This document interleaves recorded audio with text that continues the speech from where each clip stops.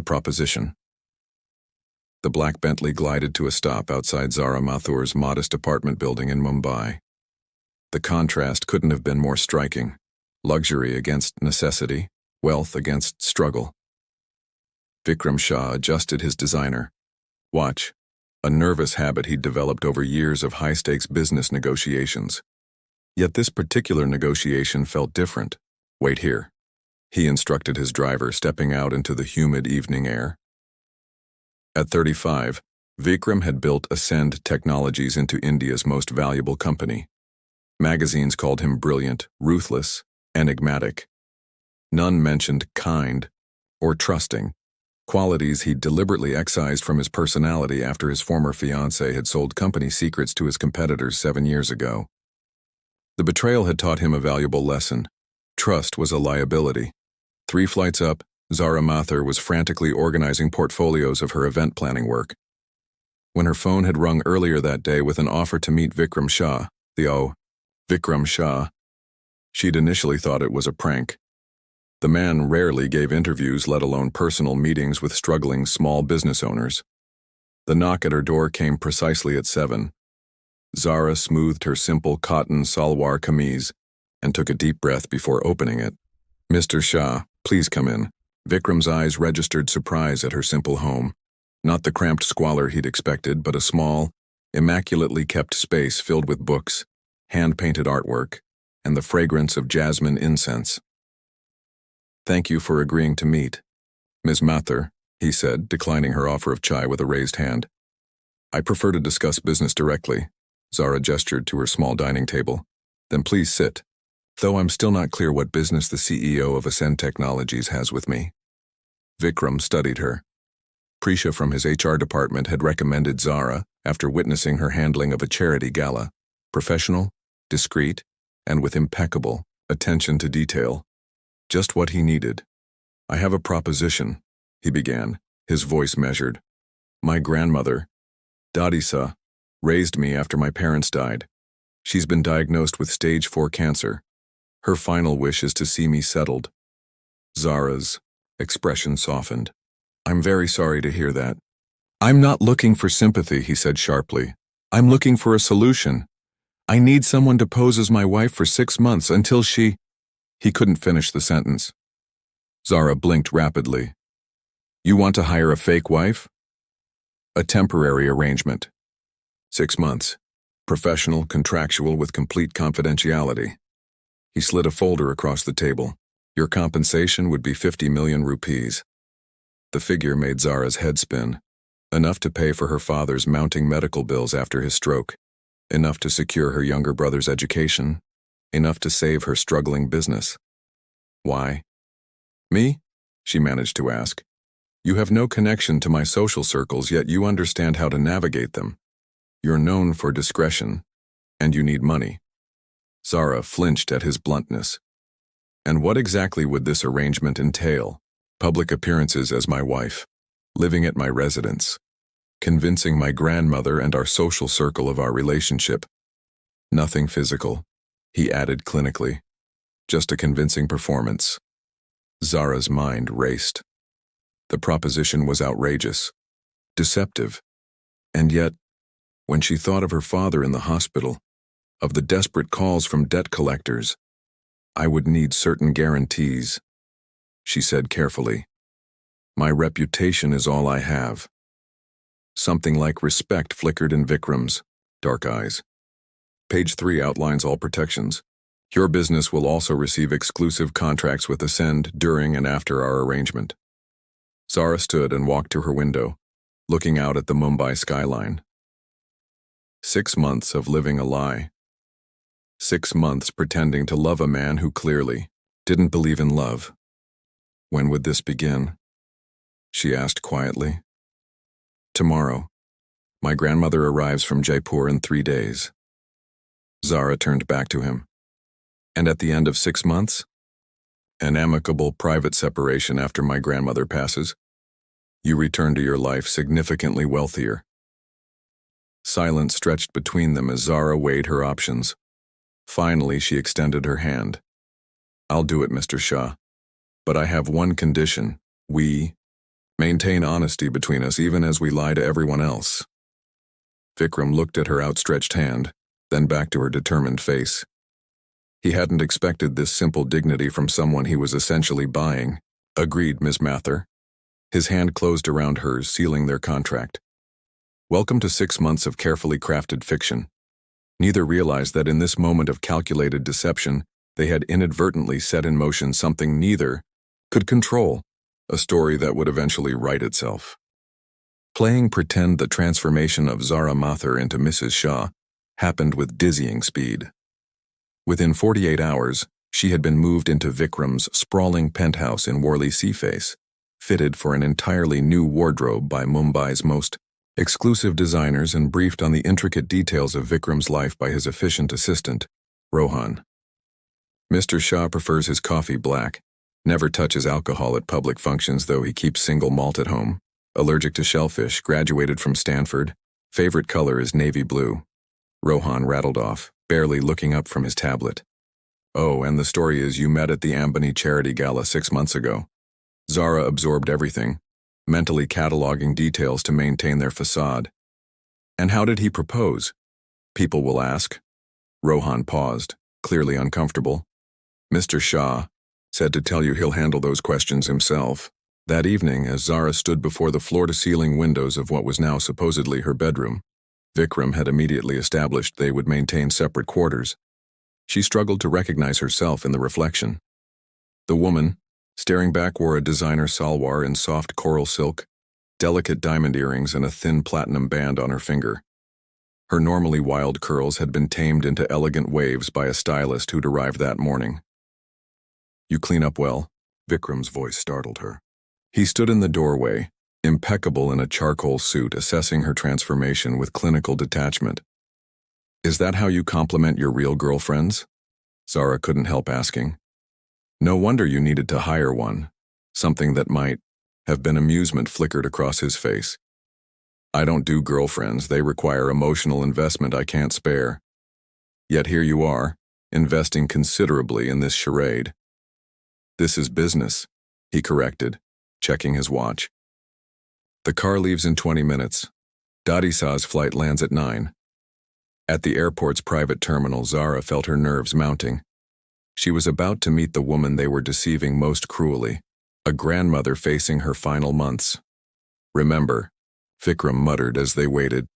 Dadisa is perceptive. She raised me to read people's tells. Don't volunteer information, follow my lead. Zara nodded, then whispered back. You should hold my hand. Real couples touch each other instinctively. He stiffened but complied, his fingers entwining with hers mechanically. His hand was unexpectedly warm. When Noor Begum Shah emerged from the terminal, Zara was struck by the regal bearing of the elderly woman.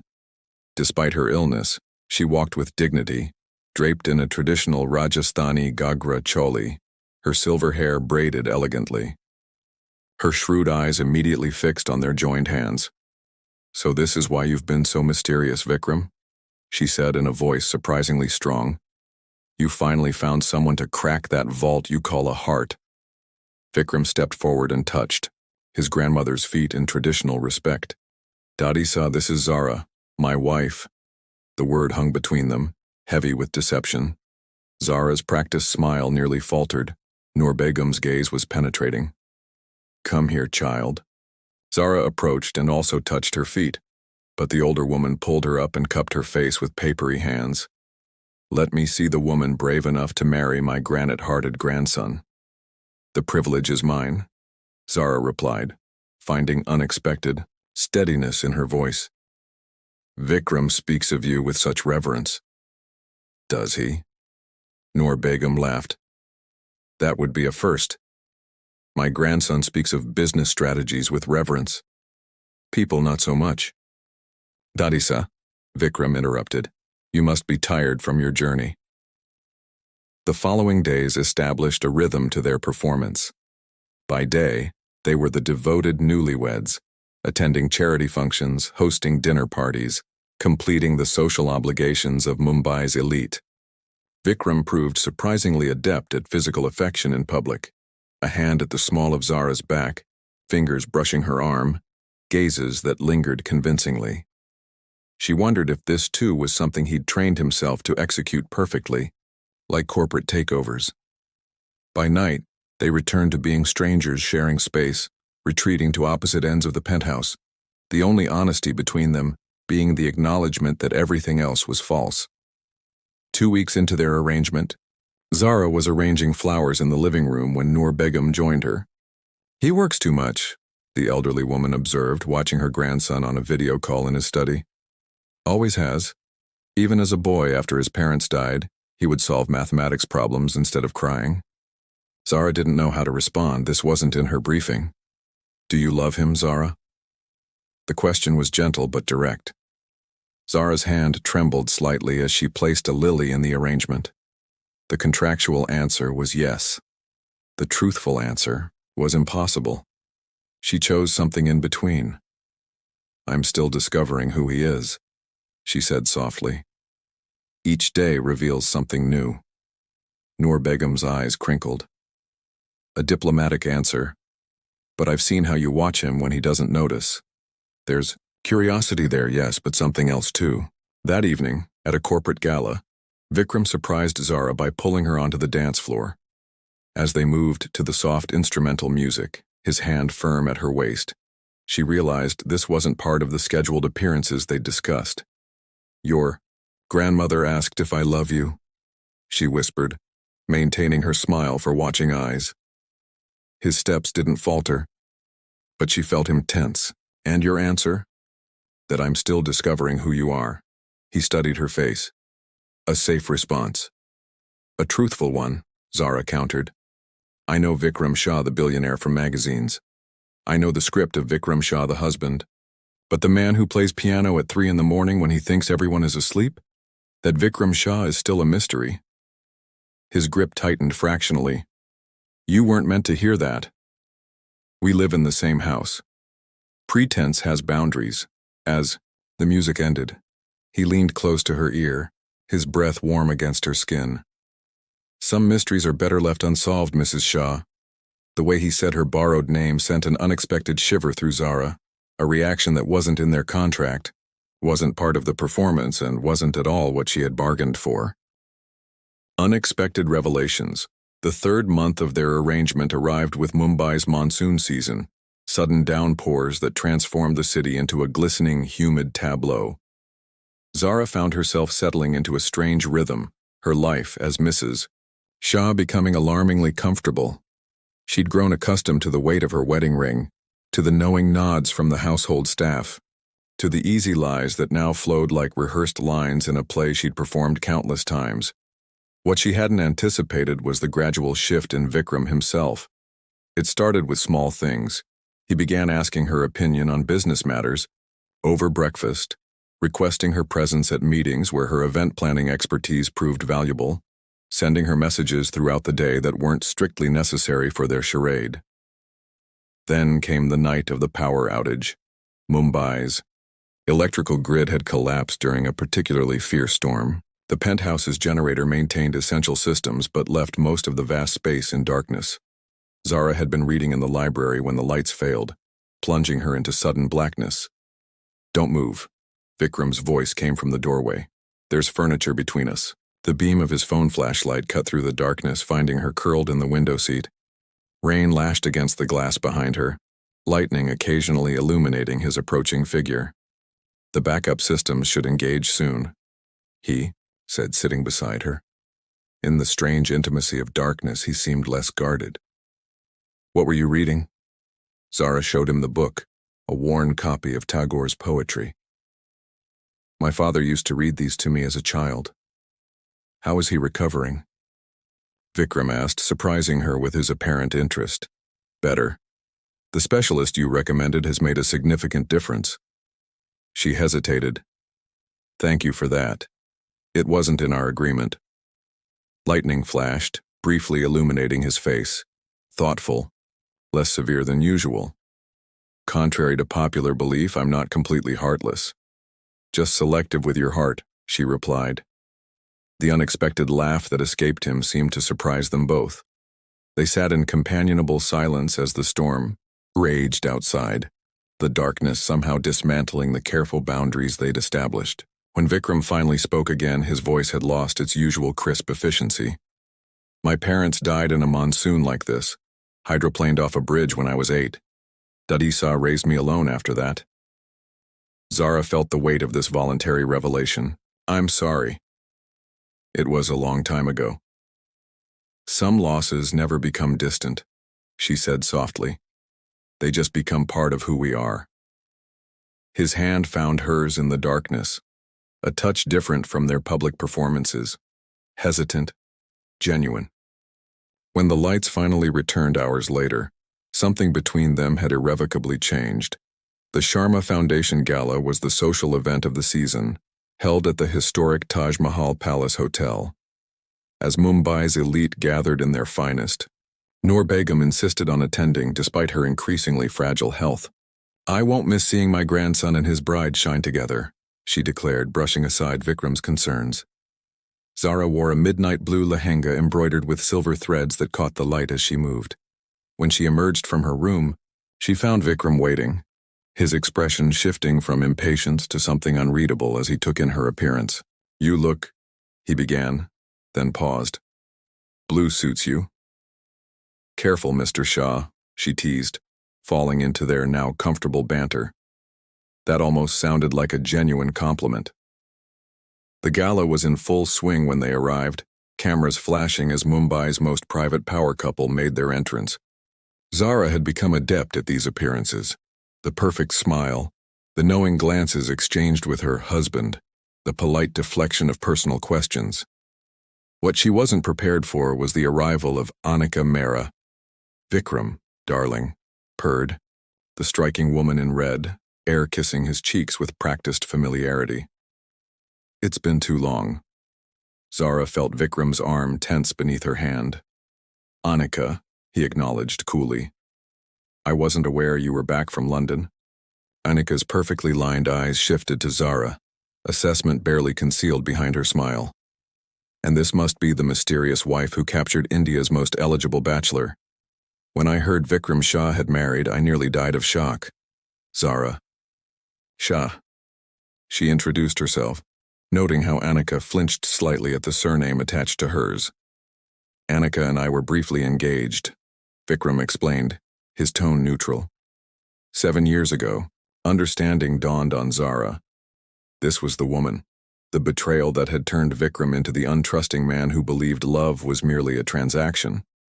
How convenient that you found someone so quickly after I declined to invest in your new venture last month, Anika remarked, venom beneath her smile. One might almost think there was a connection.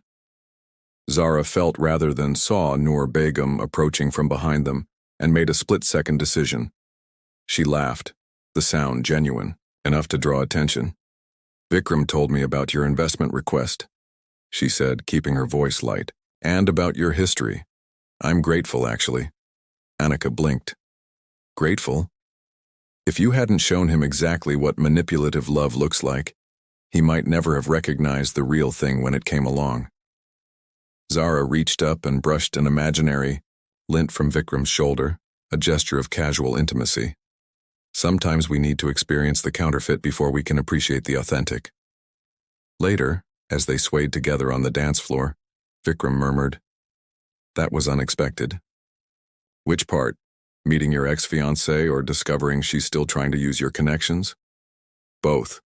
And your response. His eyes searched hers. You defended me. I defended us, Zara corrected. Our story. A curious expression crossed his face. Is that what this is now? Our story? Before she could answer, a commotion arose from across the room. Noor Begum had collapsed. The hospital waiting room was sterile and quiet at 3 a.m. Doctors had stabilized Noor Begum, but her prognosis remained grim. Weeks rather than the months they had hoped for. Vikram sat motionless, his usual commanding presence diminished by worry. When Zara returned with coffee, she found him staring at an old photograph in his wallet. A much younger Noor Begum holding the hand of a solemn little boy. She looks so proud of you, Zara observed, sitting beside him. She wanted grandchildren, he said distantly. A real family for me. This charade was supposed to give her peace, not... He broke off, composing himself. The doctors say we should prepare. Acting on instinct rather than calculation. Zara took his hand. Then we make these weeks count. In the days that followed, they transformed Vikram's penthouse into a sanctuary for Noor Begum. Zara filled the space with the scents and sounds of the Rajasthani home. Noor Begum missed, cooking traditional dishes, playing classical music, creating a space of comfort rather than clinical efficiency. One evening, as Zara sat reading to Noor Begum on the terrace, the elderly woman clasped her hand. "You're good for him," she said simply. "Before you, he lived like a machine, all function, no joy." Zara felt guilt twist inside her. "Dadisa, I know my grandson," Noor Begum interrupted gently. "And I see how he watches you when he thinks no one notices. Whatever brought you together, whether fate or circumstance, it has awakened something in him I feared was lost forever." That night, unable to sleep, Zara wandered to the living room and found Vikram at the piano, playing softly in the darkness. Without speaking, she sat beside him on the bench, watching his hands move across the keys. "My mother taught me," he offered without prompting, "before she died." "It's beautiful," Zara said simply. He continued playing, then said quietly, "Thank you for everything you're doing for Dadisa. It goes beyond our arrangement. Some things can't be contained in contracts," she replied, watching his profile in the dim light. "Some things just happen." His hand stilled on the keys. When he turned to look at her, the careful distance he'd maintained for months had vanished. In its place was something far more dangerous: vulnerability. "Zara," he began, his voice uncharacteristically uncertain. The moment hung between them, fragile and charged with unspoken truths. Then, with a gentleness that belied his usual control, Vikram reached up to trace the curve of her cheek with his fingertips. The kiss, when it came, wasn't part of their performance. There was no audience to convince, no appearance to maintain. It was simply truth, breaking through months of carefully constructed fiction. When they separated, Zara saw her own confusion mirrored in his eyes, the dawning realization that somewhere between contract signing and this moment, the pretense had become perilously real. When truth surfaces, the kiss changed everything and nothing. Neither Vikram nor Zara spoke of it the following day, retreating instead to the safety of their established roles, caretakers to Noor Begum by day, careful strangers by night. Yet something fundamental had shifted, like tectonic plates moving beneath the surface while the landscape remained deceptively unchanged. Their charade continued with practiced precision, but now layered with unacknowledged complexity. Zara found herself hyper-aware of Vikram's presence, the brush of his hand when passing documents, the weight of his gaze during family dinners, the lingering seconds when their eyes met across rooms. "You're distracted," observed Rohan during their weekly schedule review. "Is everything all right?" Zara forced a smile. "Just concerned about Dadisa." It wasn't entirely untrue. Noor Begum's health had stabilized somewhat, giving them precious, borrowed time, but the doctors remained clear about the inevitable outcome. Every good day felt like both a blessing and a cruel extension of their deception. 4 months into their 6-month contract, the fragile balance they had established fractured unexpectedly. It began with a photograph in the Mumbai Chronicle's society pages. Vikram and Zara at a hospital charity function, his hand at the small of her back, her face turned toward his with a smile that appeared unmistakably genuine. The caption read, "Tech tycoon Vikram Shah and wife Zara prove that perhaps even the most notorious bachelors can find redemption in the right partnership." Vikram tossed the newspaper onto the breakfast table. "They're buying our story completely." "Isn't that what we wanted?" Zara asked, pouring her chai. "Yes." He studied her with an intensity that made her pulse quicken. "Your performance has been flawless." The word performance stung in a way it hadn't before. "I aim to deliver on my contracts, Mr. Shah." Something flickered in his eyes at the formal address, but before he could respond, his phone rang. The SOI caller ID showed Arjun Singh, his company's legal counsel. "Excuse me," he said, stepping away to take the call. When he returned minutes later, his expression had hardened to the impenetrable mask she hadn't seen in weeks. "Is something wrong?" she asked. "A minor corporate issue." His tone was clipped. "I'll be in meetings all day." He left without their usual goodbye, the casual kiss on her cheek they'd established as routine. A small detail, but its absence felt significant.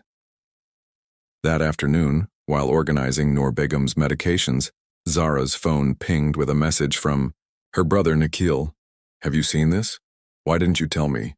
Attached was a link to a business news site. The headline made her blood run cold. Shah Industries acquires struggling Mather Events Company in undisclosed deal. Zara's hands trembled as she read the article. According to the report, Vikram's holding company had quietly purchased her small business 3 months ago, not as part of their arrangement but as a separate transaction conducted through layers of shell companies. She was still staring at her phone when Noor Begum entered. "Child, you look as though you've seen a ghost," the elderly woman said, easing herself into an armchair. "It's nothing," Zara managed, quickly locking her screen. "How are you feeling today?" "Better than you, it seems." Noor Begum's shrewd eyes missed nothing. "Has my grandson done something foolish?" Zara hesitated. "Why would you ask that?" "Because Vikram has always believed he can control everything. Markets, companies, even his own heart. It makes him brilliant in business and utterly inept in matters of the soul." Before Zara could formulate a response, her phone rang. Arjun Singh, the same lawyer who had called Vikram that morning. With a murmured excuse to Noor Begum, she stepped onto the balcony to answer. "Mrs. Shah," the lawyer began formally, "I'm calling regarding the Mather Events acquisition. There seems to be some confusion." "I wasn't aware there was an acquisition at all," Zara replied, struggling to keep her voice steady. "That's unexpected.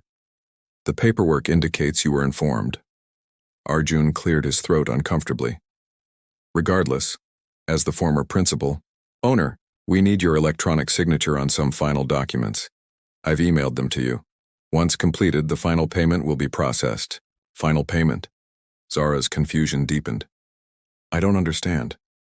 A painful silence stretched between them. "Mrs. Shah, perhaps you should discuss this with your husband first." After ending the call, Zara checked her email.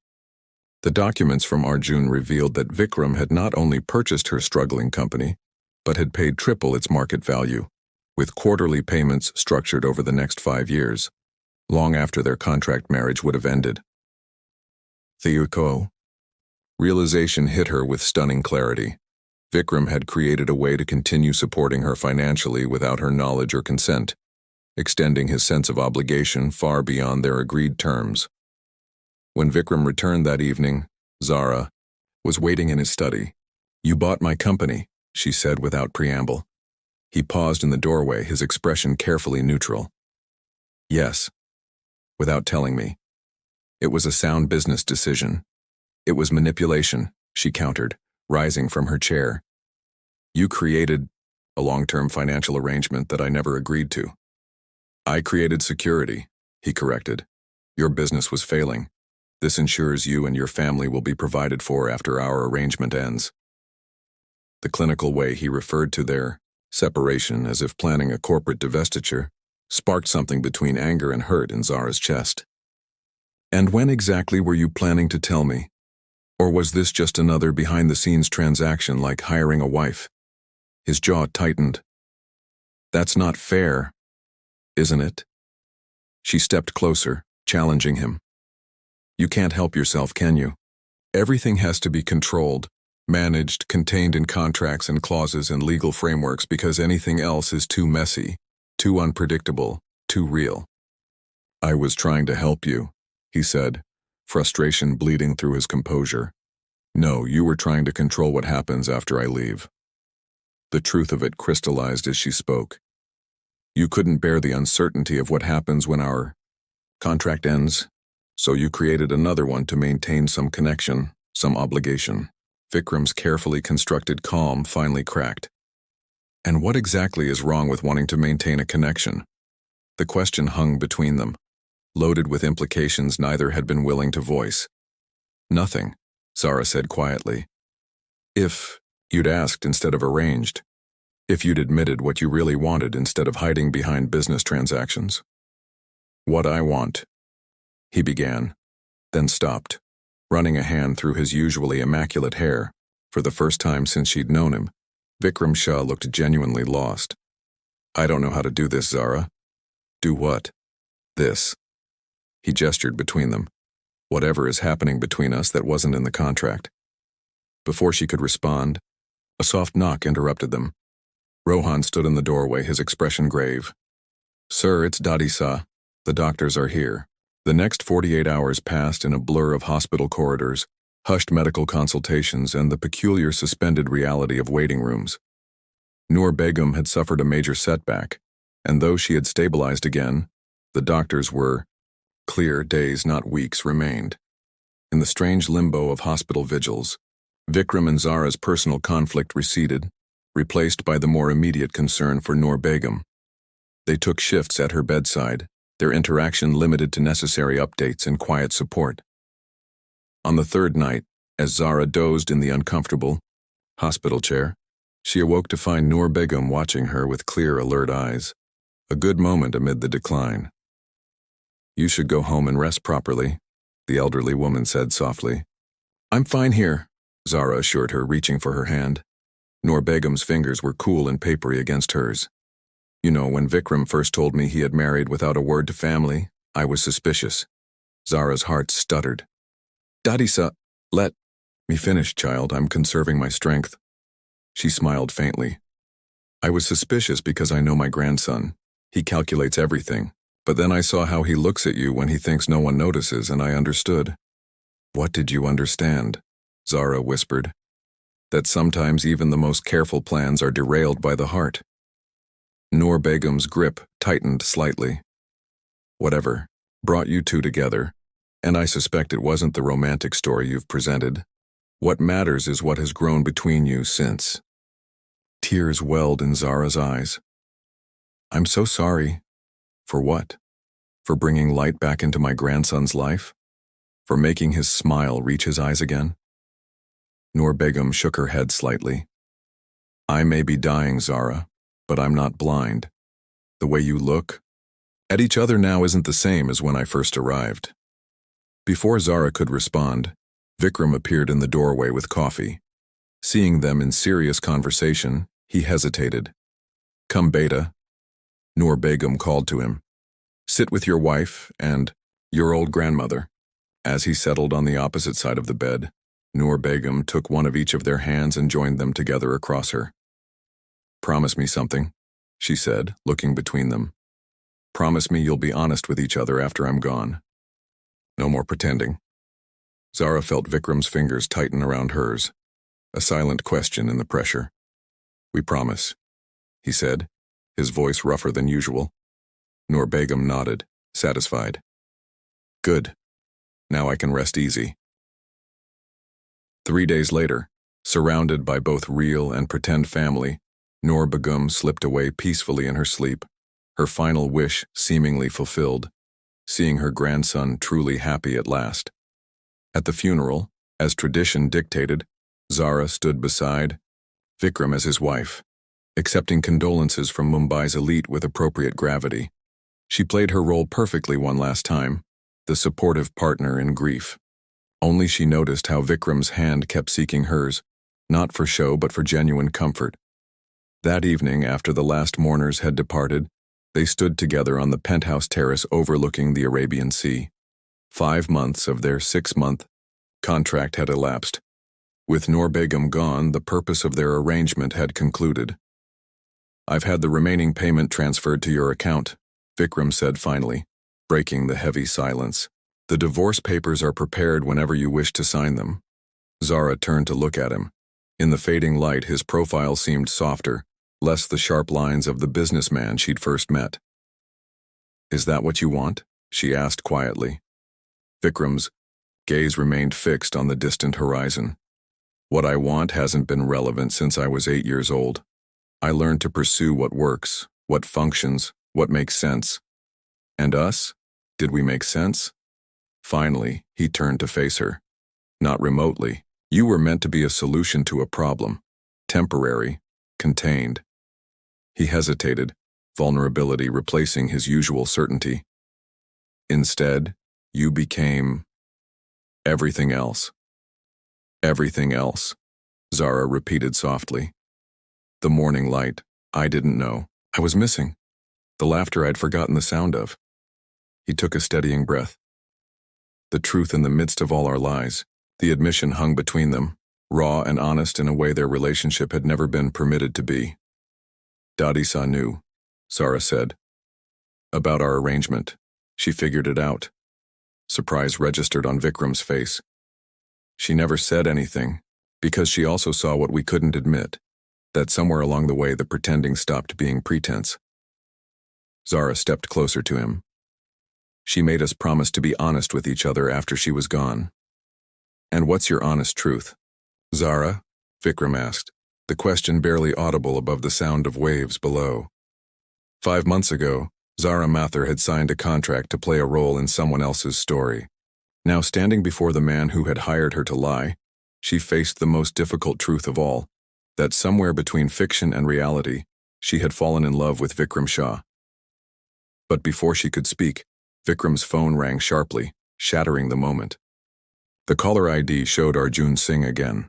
Vikram answered with visible reluctance. As he listened, his expression transformed from annoyance to shock. When? He demanded. How is this possible? When he ended the call, his face had paled. What is it? Zara asked. The contract, he said, his voice hollow. Our marriage contract. Arjun says it was never properly executed, a clerical error in the filing. The final signature page was missing. What does that mean? Vikram met her gaze, disbelief evident in his eyes. It means legally, we were never bound by the terms we agreed to. The entire arrangement, all of it, was invalid from the beginning. The revelation hung between them, altering everything and nothing. 5 months of a marriage that was legally never contractual, never an arrangement, never the fiction they had believed it to be. So what happens now? Zara asked softly. The answer would determine whether their story ended where it began, with business and signatures and careful distance, or whether they would finally acknowledge the truth that had been growing between them all along. Rewriting their story.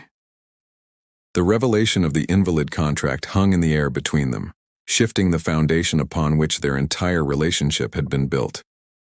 For a man who structured his life around ironclad agreements and clear terms, the news should have been devastating. Instead, Vikram looked strangely liberated. What happens now? He repeated her question, the ghost of a smile touching his lips. For the first time in my life, I don't have a prepared answer. Zara studied him in the fading light. 5 months ago, that would have terrified you. 5 months ago, I hadn't met you. He turned to face her fully. Or rather, I hadn't known. You, the real you beyond the role I hired you to play. The Mumbai skyline glittered around them, witnesses to a moment neither had anticipated in their carefully planned arrangement. Zara took a steadying breath, gathering courage for the honesty they had promised Noor Begum. When I agreed to this arrangement, I needed the money, she began. That was real, but somewhere along the way, something else became real too. Vikram took a step toward her. Tell me. I fell in love with the man who plays piano in the dark. The man who visits his old mathematics teacher in the nursing home every month without telling anyone. The man who keeps his pain private but extends help publicly. Her voice grew stronger with each truth. Not Vikram Shah the billionaire, but Vikram who still keeps his parents' photo by his bedside and reads economic journals because they help him fall asleep. His eyes never left hers. When, did you know? The night of the power outage, she admitted. When you shared pieces of yourself that weren't in any briefing document. When did you know? The moment you defended our story to Annika. His voice roughened. No one has ever defended me like that. Not because of what I own or what I could give them, but because you believed I deserved better than her manipulation. He reached for her hand, his touch tentative in a way the confident CEO had never been. The contract being invalid changes everything, he continued. It means you've been free to walk away this entire time. You stayed by choice, Zara. Not for money, not for obligation. And you've been continuing this charade long after it served its purpose, she countered softly. After Dadisa knew the truth. After she... Zara's voice caught.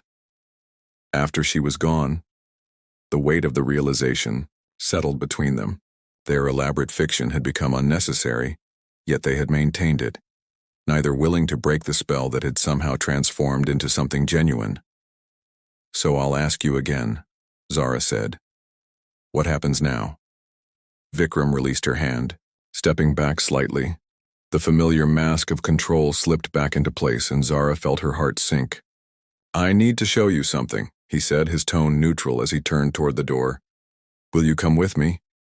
Confused, Zara followed him through the penthouse to his study, the one room she had never fully entered, his private sanctuary. He unlocked a drawer in his desk and withdrew a thin folder.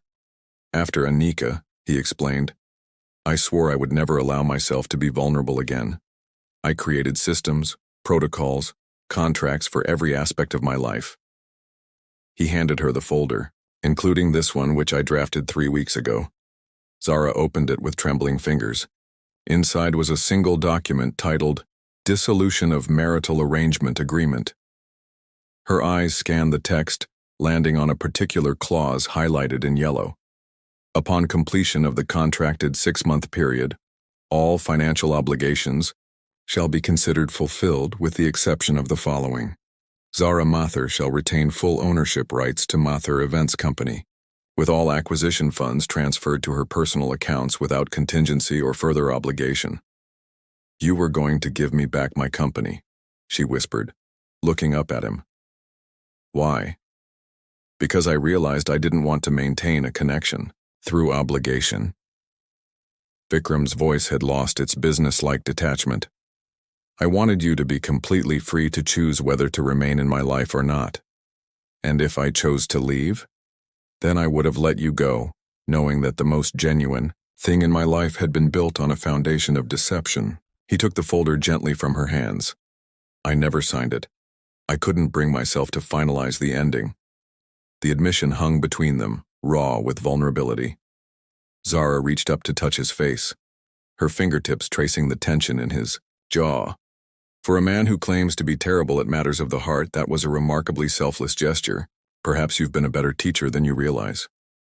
His hand covered hers against his cheek. I've spent my life believing that love was a liability, a weakness others would exploit. But loving you has been the strongest I've ever felt. The word loving slipped from his lips without qualification or hesitation. Zara felt her breath catch. Say that again, she whispered. Loving you? This time, Vikram spoke with deliberate clarity. I love you, Zara. Not as part of an arrangement, not as a convenient fiction, but as the most inconvenient, unplanned, completely real truth of my life. In answer, Zara rose on her tiptoes and kissed him. Not the calculated public displays. They had perfected for appearances, but something entirely honest. When they separated, she kept her hands framing his face. So here we are, she said. No valid contract, no obligation, no audience watching our performance. Just truth, he agreed. Then let me tell you my truth, Vikram Shah. Zara's eyes held, his steadily. I love you too. The real you, complicated, controlled, occasionally infuriating. I didn't expect it, didn't plan for it. But somewhere between pretending to be your wife and grieving with you for Dadisa, I fell in love with the man behind the carefully constructed image. A genuine smile transformed his face, the kind she had only glimpsed in rare, unguarded moments. Where does that leave us? At the beginning, she answered simply. Our beginning. 1 year later, The terrace of the Shah penthouse had been transformed into a lush garden for an intimate gathering. White flowers cascaded from trellises, fairy lights twinkled overhead, and the Arabian Sea provided a breathtaking backdrop as sunset painted the sky in brilliant oranges and pinks. Zara stood before a mirror in what had once been her separate bedroom, but had long since become their shared space. Her reflection showed a woman in a simple ivory silk sari, embroidered with delicate gold thread, beautiful but far less extravagant than the designer outfits she had worn during their months of pretense. A knock at the door revealed Nikhil, her younger brother, now fully recovered and studying at university. "Ready, Di?" he asked, using the affectionate term for older sister. "Everyone's waiting." Zara smiled. "Almost." On the bedside table lay a small wooden box. She opened it to reveal Noor Begum's wedding bangles, given to her by Vikram after the funeral. "She would have wanted you to have these," he had said. "Pretend wife or not, you brought her more joy in her final months than anyone could have asked for." Now, as she slipped them onto her wrist, the familiar weight felt like a blessing from the woman who had seen the truth before they could admit it themselves. The terrace was filled with only those who mattered most. Zara's family, the handful of friends Vikram truly trusted, key employees who had become like family. No cameras, no society reporters, no performance for public consumption. Arjun Singh stood at the improvised altar, official documents in hand rather than religious texts. This ceremony wasn't about legal status. They had quietly rectified that months ago at the municipal office, but about declaring their truth to those who mattered. Vikram waited at the end of the flower-strewn path, his usual impeccable suit replaced by a simple ivory kurta that matched her sari. When he saw her, his composure briefly faltered, naked emotion crossing his face before he collected himself. As she reached him, he took her hands in his. "No contract this time," he murmured, just for her ears. "No pretending," she agreed with a smile. Arjun cleared his throat. "We're gathered today to celebrate what most of us thought was impossible. Vikram Shah following his heart instead of a spreadsheet." Gentle laughter rippled through the gathering. "A year ago," Arjun continued, "these two stood before the world as husband and wife in name only. Today they stand before those who matter most as partners in the truest sense, having chosen each other not from obligation, arrangement, or advantage, but from that rarest of commodities in our calculating world, genuine love."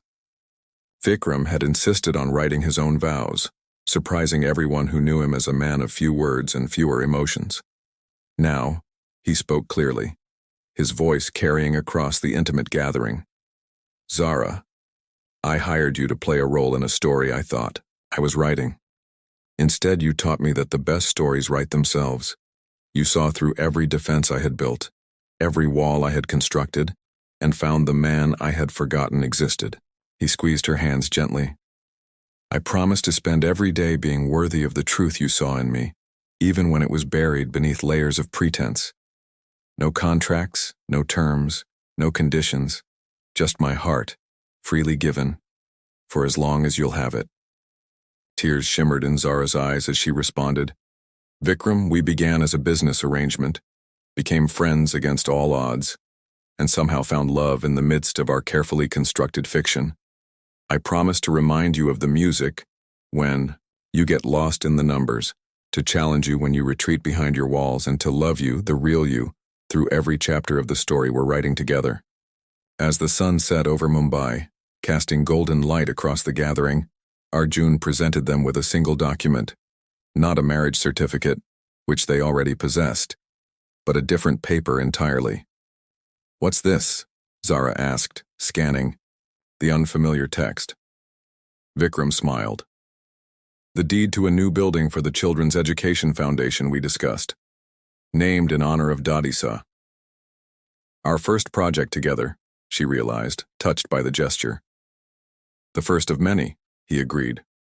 "A better use for contracts than arranging fake marriages, don't you think?"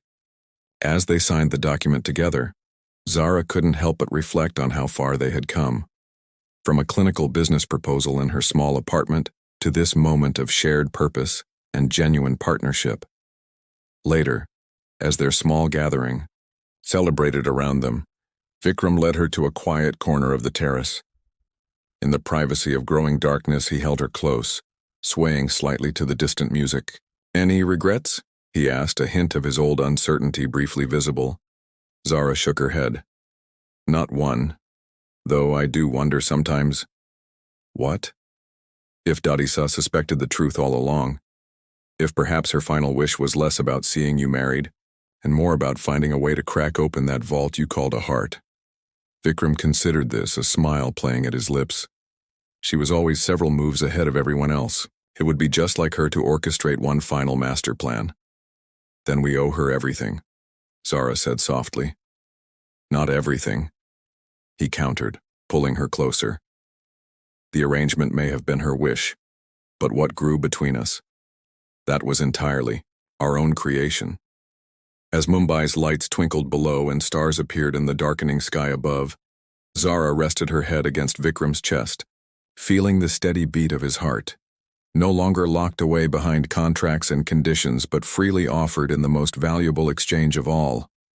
Their story had begun with 6 months of carefully crafted lies, but it would continue with a lifetime of chosen truths, each one more precious than any business empire, more binding than any legal document, more lasting than any arrangement could ever be. In the end, the billionaire who trusted no one had found the only truth that mattered in the woman hired to help him lie, and together they had written an ending neither could have calculated, but both had somehow always been searching for.